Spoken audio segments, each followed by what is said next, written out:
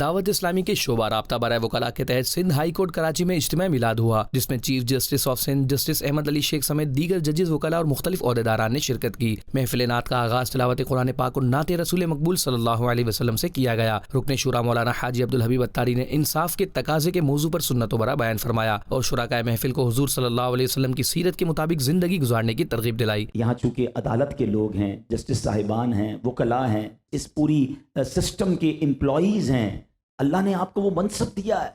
کہ آپ لوگوں کے اندر فیصلہ کرواتے ہیں،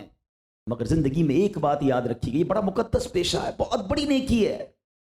لیکن اگر عدل کے تقاضے پورے نہ کیے جائیں، اگر انصاف کے تقاضے پورے نہ کیے جائیں، اگر مظلوموں کو تکلیف ہماری وجہ سے ہو گئی تو کہیں ایسا نہ ہو کہ وہاں پکڑ ہو جائے۔ آپ اس حوالے سے بڑے خوش نصیب ہیں کہ پہلی کیٹیگری جو نبی پاک نے فرمائی وہ عدل کرنے والوں کی فرمائی